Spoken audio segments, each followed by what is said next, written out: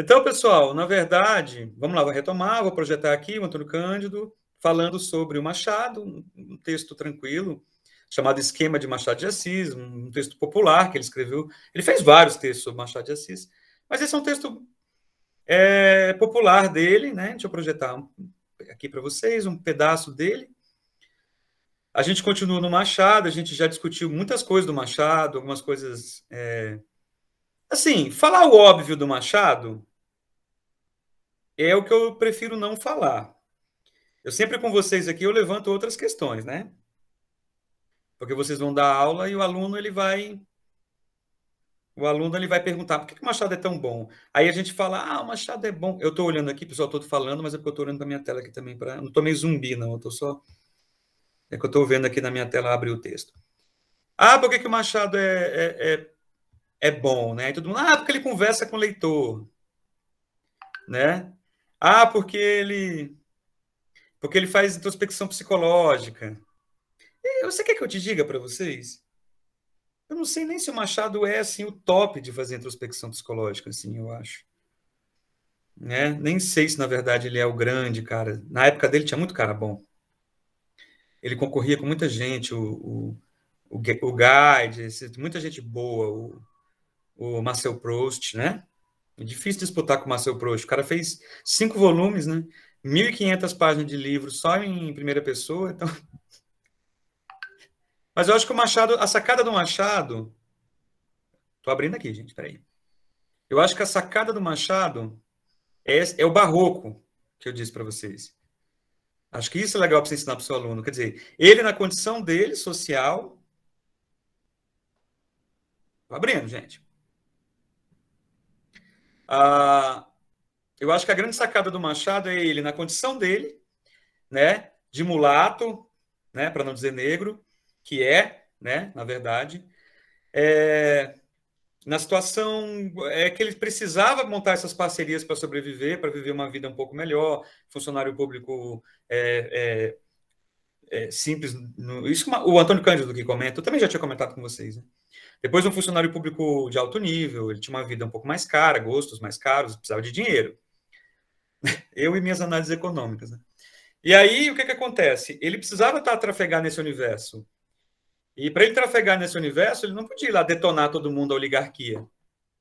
Então ele tinha que, volto a falar nisso, desculpa volto a falar nisso de novo, que eu acho que a grande sacada do Machado, que é estudado lá fora isso, é ele ter que criticar sem criticar. Ou seja, como é que eu critico uma pessoa sem ela perceber? Essa é uma coisa legal, hein? Como é que eu critico alguém, né? Como é que eu critico o sistema, o establishment, né? Chama-se o establishment, né? Sem as pessoas perceberem que eu estou criticando. Então, ele critica o Bachelard, não sei se vocês já ouviram falar, um crítico chamado Bachelard. Ele tem uma sacada, eu acho assim, fantástica. Ele fala de um jeito, mas eu interpretei do meu jeito, né? Que é o seguinte: os artistas que criticam o seu tempo, mas que não podem aparecer, eles escrevem para as pessoas do futuro. Entendeu? Tipo assim, como eu tenho que criticar esse momento e eu sobrevivo desse momento, eu não posso chutar o prato que eu como, mas eu também tenho que criticar o que eu estou vendo, e eu tenho que fazer esse jogo de tensão entre... Eu escrevo para um futuro, eu codifico o meu livro para que ele seja lido para um futuro. O futuro vai entender o que está escrito ali, que foi o que o Aleijadinho fez. Então, seria legal fazer um estudo onde a gente pudesse pegar o Aleijadinho, né? Buscar o Aleijadinho, quer dizer, um cara que pintou criticando quem pagava ele, criticando Portugal, né? Inserindo lá figuras da mitologia pagã, na Igreja Católica, né? Anjos negros, anjos sexuados e sexualizados, né? O painel da Igreja de... Dá, para não estender muito. Então, eu acho que a grande sacada do Machado é um pouco isso. As pessoas cobram que o Machado tivesse uma postura por ele estar no momento da proclamação da República e no momento da libertação dos escravos, 88, 89, 1888, 1889, ele está naquele momento ali, e ficar assim meio que... Cadê o Machado? Vai se posicionar? Ele ficar um pouco isentão, meio em cima do muro. Mas como é que ele ia? Participando dos chás com os grandes oligárquicos, sobrevivendo desses caras que adoravam ele, que ele escrevia muito bem. Como é que ele ia dar um pontapé nesses caras? Duro, hein? Que situação do Machadão, hein? Aí ele tem que acabar escrevendo codificado todo o senso crítico que ele tinha do momento para que fosse lido para o futuro, que é nós agora, na cápsula do tempo. Né? Então, agora a gente entende o que ele colocou. Nós não. Na década de 40, 50, é que começou assim a ter uma decodificação muito legal do Machado. Então, essa é uma grande sacada do Machado. Porque se você for ver a parte psicológica do Machado, ela é uma parte mais teatral do que técnicas introspectivas de fluxo da consciência, do Marcel Proust, por exemplo. Se você pegar assim, as pessoas falam, o Machado registrava a mente dos personagens. Não acho um argumento assim muito forte. Porque a mente dos personagens é meio que teatral, né? É tudo meio teatral. Bentinho é meio teatral, assim. Né? Os monólogos dele. São monólogos. Não sei se eu consigo me fazer claro, assim. Não é aquela introspecção tipo... não sei se vocês, mais um dia que, se vocês puderem ler, Ítalo Svevo, A Consciência de Zeno, que é o cara que trouxe a literatura para a psicanálise. Quem gostar de psicologia e psiquiatria, principalmente a área freudiana, é romance, tá, pessoal? Romance, massa demais, ó, Consciência de Zeno, do Ítalo Svevo. Bom? Por que eu escrevi esse livro aí? Porque é um exemplo bem clássico de introspecção psicológica mesmo, um pouco mais profunda.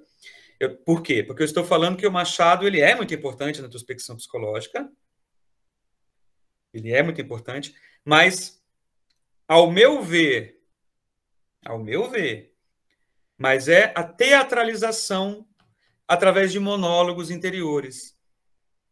É como o Machado ele tem uma sacada genial, é como se fossem essas esquetes teatrais de hoje, como se fosse mais ou menos, não são stand-ups, mas são mais ou menos como os personagens ironizam o mundo. Principalmente Memórias Póstumas, né? Ele ironiza o mundo. Ele olha o mundo meio que, esse mundo engraçado, assim, não tem nada mesmo, não consegui nada, tal. Ele ironiza o mundo, ele vê o mundo de uma forma cômica, de certo modo. Que é um monólogo, não é tanto a mente que... Porque fluxo da consciência, pessoal, vocês têm que tomar cuidado, vou dar uma dica para vocês. O fluxo da consciência, ele tem uma coisa muito legal.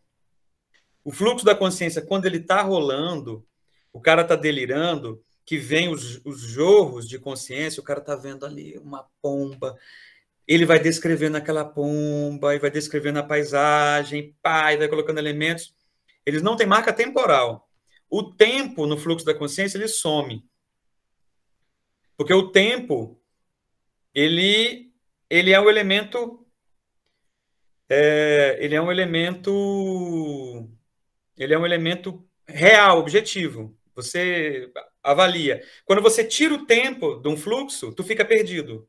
É por isso que tem tanto romance que se passa... É por isso que o Ulisses, do James Joyce, se passa em 24 horas, mas o livro é desse tamanho. Né? O Marcel Proust, Em Busca do Tempo Perdido, é um fluxo da consciência gigante. Mr. Dalloway, inclusive estou terminando de ler aqui, da Virginia Woolf, também é um fluxo da consciência que se passa em poucas horas, mas é nó, assim, né? Então, o Machado ele já não é assim, o Machado é mais um monólogo. Isso que eu estou explicando para vocês é bem sério, tá? É que eu brinco assim, né? Mas é bem importante. Tá? Tem que tomar cuidado não é porque você tem um narrador em primeira pessoa, subjetivo, que ele vai ser fluxo da consciência puro. Tem muitos fluxos da consciência melhores, não são exatamente fluxos da consciência. Tá bom? Então, alguns clichês que a gente aprende do Machado que a gente tem que tomar cuidado. Ele é mais a teatralização. Tanto é que tem críticos hoje que acreditam que Machado escreveu uma peça de teatro. Ele não fez, eu já falei isso para vocês, né? Tá, vamos ver aqui então o texto do Cândido, beleza? Do que eu falei aqui. Então, primeira coisa, cuidado com essa questão do conceito de introspecção psicológica do Machado, porque, na verdade, ele está mais para o monólogo interior, né?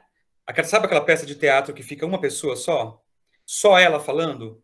Tem muitas peças de teatro assim, tá? Acho que você, assim, mas vocês podem perguntar, pessoal, se vocês não entenderam, essa diferença do fluxo da consciência com o monólogo interior.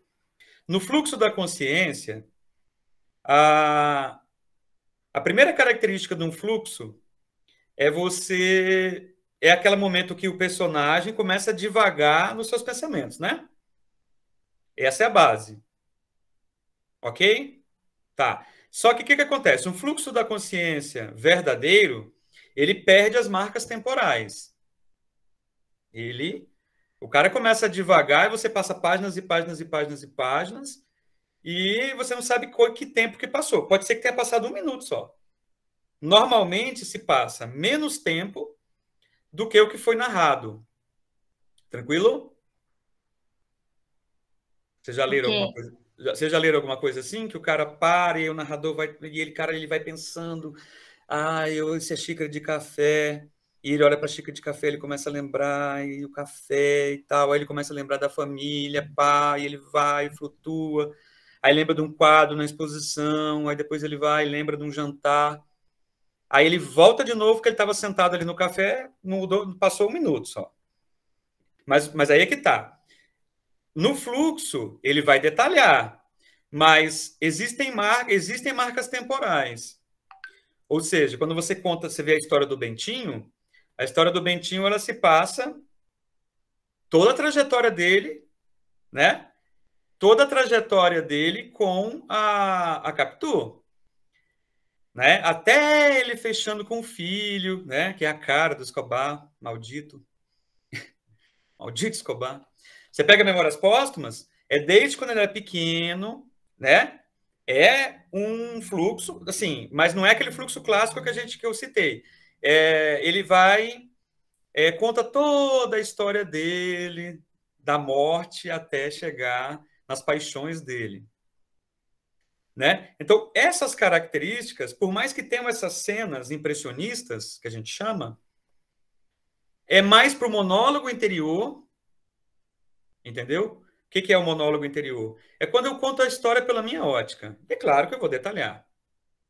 O fluxo, ele é uma técnica onírica, onde você coloca impressões e tal exaustivamente e perde o tempo. Às vezes um livro todinho se passa em poucas horas. Né? Essa sim que é Então, a principal característica, se cair numa prova, aí cair numa prova, se tiver marca temporal, se tiver muita marca temporal, não é fluxo da consciência. É uma espécie de fluxo, mas a gente chama de monólogo interior. Monólogo interior. Quando é o fluxo, é quando há o delírio, tem muita narrativa de delírio, o Ítalo Svevo, a Mr. Dalloway, Ulisses, eles são fluxo da consciência. Eles são, porque são, assim, viagens, né? A Clarice, sim. A Clarice, ela é fluxo. Porque a Clarice, ela é a Virginia Woolf. Entendi. Ela é maravilhosa. Eu tenho que contar uma coisa para vocês, pessoal. Assim, vocês vão falar, mas esse Rômulo é chato. Mas assim, vou falar uma coisa para vocês. Eu tô lendo aqui, ó. Vou mostrar, porque senão vai achar que eu tô mentindo. Ó, eu tô lendo aqui. Você viu que fica diferente? Não tá aparecendo o nome do livro certo, né? E tem uma passagem aqui fantástica, que é uma parte que ela vai comprar. Porque assim, porque o que acontece? A Clarissa Dalloway aqui, ela sai para comprar um ramalhete de flores para fazer uma festa. E o conto top da Virgínia, que está em Laços de Família, que chama-se oh, meu Deus. Da Rosa. Ai, Jesus, falhou aqui. A emoção da Rosa não Ai, Jesus. É a mesma coisa. O conto é praticamente a inspiração do livro. Só que o que acontece? É como se fosse a continuação do livro. Aqui, a Clarissa Dalloway, ela sai para comprar as rosas e passa o dia inteiro no fluxo da consciência, delirando. Só que a Virginia é tão doidona que ela entra na cabeça de vários personagens. Tá. E onde é que entra a Clarice? A Clarice usou essa técnica lá na Imitação da Rosa. Oh, Jesus, Imitação da Rosa. Esse conto. Gente, leia que Laços de Família, hein? Laços de Família, meu Deus. É bom. Só que é chupação total da Mr. Dollar, da Virginia. Tá? A Virginia é um marco na literatura narrativa de fluxo da consciência. Bianca, você bem lembrado. Você lê a Virginia, você vai estar lendo a Clarice. A parte de fluxo da consciência da Clarice. Desculpa só estender um pouquinho aqui sobre isso. É tão doido aqui o Mr. Dalloway que às vezes tu tá na cabeça da protagonista e ela tá lá olhando as pessoas, aí ela foca em alguém que ela acha estranho, que parece um indiano. E aí ela lembra de um cara que ela conheceu em tal lugar, mas ela acha que não é. Aí apita um barulho aqui do apito do ônibus, ela acha que vai ser atropelada, escapa. Aí o Big Ben toca meio-dia. Aí o cara escuta meio-dia, que é outro personagem que você entra na cabeça dele. Olha que doideira. Ela cria vários mentes para você entrar. Aí o cara diz, bem, deu meio-dia. Aí você começa a entrar nas lembranças do cara, que é o Peter Walsh. E depois tu entra na lembrança da Résia, que é a esposa do Septimus lá, que né, não vou falar da spoiler aqui. Então, olha que sacada genial. Ela faz fluxo de 3, mas ela cria um elo de conexão. Quer dizer, se é elo, é de conexão, né, gente? Não existe elo sem ser de ligação, né? Peço desculpas semânticas aí pelo... Se é elo, é de ligação, né? Não tem outra alternativa. Professor, a Lígia também faz isso em As Meninas, pelo que eu me lembro. Isso, então. Olha aí, ó, perfeito. Aí, respondendo lá o que a Bianca falou a respeito da Virgínia. Sim, a Virgínia é fluxo da consciência. A Virgínia não, desculpa. A Clarice. Perfeito, a Clarice é fluxo. A Clarice usa esses recursos do fluxo, a escola do fluxo. Esse delírio, assim, de ficar olhando coisa, fitar coisa, ficar ali olhando para aquilo. E o Machado também usa. Sim, ele usa a técnica, mas pouco. Ele usa a técnicazinha pouquinha. O que ele gosta mesmo é do que a gente vai chamar de monólogo interior. É o quê? É você fazer julgamentos morais das pessoas, falar um pouquinho de si mesmo, se bajular, se achar idiota. Sabe, o que é o monólogo interior? Eu faço julgamento sobre as coisas, sobre as pessoas, sobre a vida, sobre coisas, objetos, eu vou olhar, Então, essa perspectiva do Machado é ótima, porque ele pode julgar a sociedade pela ótica dos outros. Entendeu? Já que ele não pode criticar, não é ele que critica, é o Bentinho que critica a sociedade. Você entendeu que sacada genial? Já que ele não pode criticar, ele usa quem para criticar? O do Memórias Póstumas o Brás Cubas para criticar. Entendeu a sacada?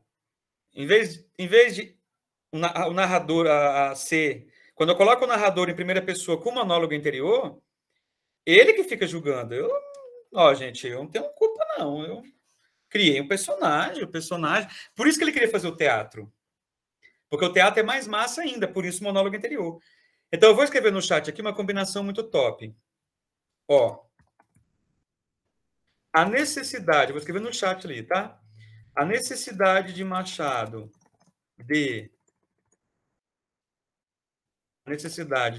de Assis de posicionamento crítico, ele não podia. Vocês sabem que não podia. Então, o que ele fez? Ele criou personagens que julgam, tá?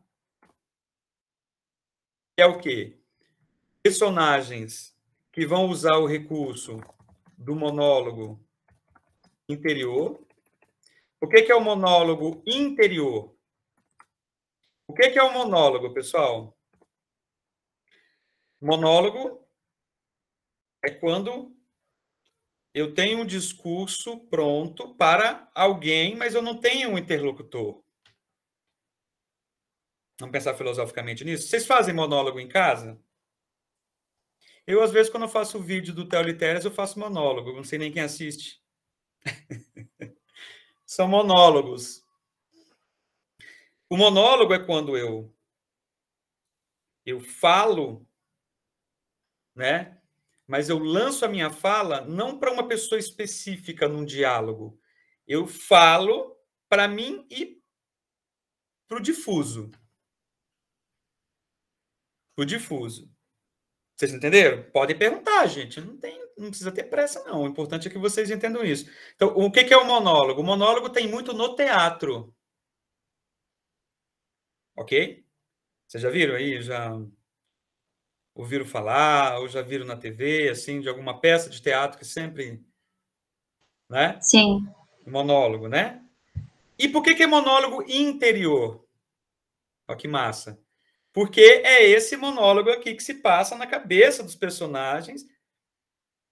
Porque como não tem ninguém, eu estou simplesmente sondando a cabeça dos meus personagens. Né? Eu faço uma introspecção psicológica dos meus personagens. É um monólogo interior. É o personagem que está falando o que ele pensa. O que ele pensa das coisas, o que ele pensa... né? E isso é uma técnica do quê? Do teatro. No chat aí. Então, o legal era que isso fosse feito a peça de teatro. Né? Mas o Machado depois disse que não. Que não. Se fosse fazer a peça de teatro da obra dele, ele acha que ia perder um aspecto legal da linguagem que ele descobriu, que colocou. Né? Vocês acreditam que às vezes um artista pode fazer uma coisa e depois perceber que fez uma grande coisa? Vocês acreditariam nisso? Sim. Tipo Como assim, professor? Tipo assim, cara, eu fiz uma coisa legal. Mas vai passando o tempo e aí vai amadurecendo bem a obra. Tu fala, caraca, eu fiz uma coisa muito top. Muito boa. Porque a obra, ela se transforma na leitura das pessoas. Né? A obra. Por que a obra Ilíada e Odisseia são tão importantes? Será que ninguém mais escreveu uma narrativa épica naquela época? Muita gente escreveu. Nossa! Muita gente escreveu. E muita gente escreveu, mas não... O que tinha naquela narrativa que ela se tornou a obra número 1? Por exemplo, você pega a Ilíada, ela é considerada a obra número 1 pela crítica do mundo. Odisseia é o número 2. Se você fizer uma pesquisa, se você fazer uma pesquisa, vocês vão ver várias coletâneas, né, mundiais de crítica ocidental, né, gente? Que lá no Oriente eles não vão achar que é isso, não. Eles vão achar que é os Vedas do Lao Tse. O Mahabharata, né, narrativa do Mahabharata. Mas a gente no Ocidente acha que essas duas obras são importantes. Por quê? Porque ela captou, ela foi escrita, ninguém sabe por quem, fala que foi pelo Homero, mas pode ter sido escrita por várias mãos, mas ela sintetizou o espírito da época. Ela sintetizou ali, a leitura dela, e ela se tornou maior do que ela era no momento que ela foi criada. Tipo, o Homero deve ter falado assim, rapaz, você na veia, hein? Caramba, essa eu acertei na veia. Ou vocês acham que o escritor, quando ele está escrevendo, ele já fala assim, eita, mudando o mundo, gente, peraí, mulher, fica aí quietinha aí que eu estou mudando o mundo aqui. Porque o fluxo é uma narrativa dentro da narrativa.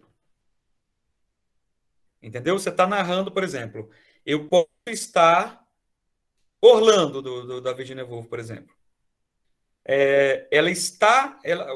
Ela começa conversando. Não, é Guimarães Rosa, Grande Sertão Veredas. Grande Sertão Veredas. É um monólogo do fluxo. É difícil entender, mas o que é? Ele conta a história dele. Só que o problema é que é 500 páginas. Ele contando. Ele conta as 500 páginas num encontro. Ele está ali, tomando um café, e o livro todo. No final acaba, ele... Aí o cara, ô, massa, pô, que massa, passou as páginas. Você demorou 1 ano para ler o livro. Mas o tempo que o Guimarães quis dizer é que foi uma conversa de algumas horas. Você entendeu, Darlene? Então, tipo assim, o tempo de fluxo, ele é ilimitado. E o tempo real da narrativa, da enunciação, ele pode ser curto. Né? Então, eu posso estar lá 10 primeiras páginas do meu livro, eu estou saindo na rua, eu sentei e encontrei uma pessoa. Olhei para o lado e vi um animalzinho. Aí eu começo um fluxo. E vou de animais, aí eu retomo a origem do universo. E aí eu venho pensando, e páginas, e páginas, e páginas, e páginas, e páginas. Eu vou lendo e lendo, e eu estou ali no cafezinho, ali, de boa, estou parado ali na rua. E vou lendo o tempo, posso andar o tempo que eu quiser. Aí quando eu volto, se passou um pouquinho o tempo, porque eu estou ali no café. Entendeu? E o monólogo está muito ligado ao julgamento. Assim, sendo simples, né? Porque esse debate aqui é ótimo, ele tem a vida inteira, né? Tipo um fla-flu, melhor. Mas, basicamente, tentando assim ser didático, para ter um ponto de apoio, né? Vocês depois podem pesquisar e de outras formas. Mas, para vocês terem um primeiro ponto de apoio, o fluxo ele exige mais divagação. Eu vou devagar mais. O monólogo interior tem muito mais julgamento. Eu estou mais racional. Eu exploro minha mente enfocada em alguma coisa. Então, se você quer... Para estabelecer uma diferença boa, a gente teria que pegar, por exemplo... Vamos lá. A Clarice mesmo. Imitação da rosa, búfalo. Eu acho que esses 2 pontos são mais pesados do fluxo. Né? Mas se você pega, por exemplo, narradores da pessoa, que são narradores mais leves de fluxo, né? Não quer dizer que eles não tenham fluxo, sabe? Porque, assim, eu brinquei com vocês, nunca vai existir uma prova dizendo fluxo, isso é monólogo. É porque o Machado é muito mais especialista no monólogo interior, porque ele usa essa ferramenta para ajudar, do que no fluxo, entendeu? Isso não quer dizer que ele também não tenha fluxo. Mas é só para a gente entender aqui mais profundamente essa diferença. Uma boa dica é ler o conto O Búfalo, ou A Imitação da Rosa, da Clarice. É um fluxo massa, né? É um fluxo massa. O fluxo é mais descritivo do que o monólogo? É mais. É mais subjetivo, né? É mais subjetivo.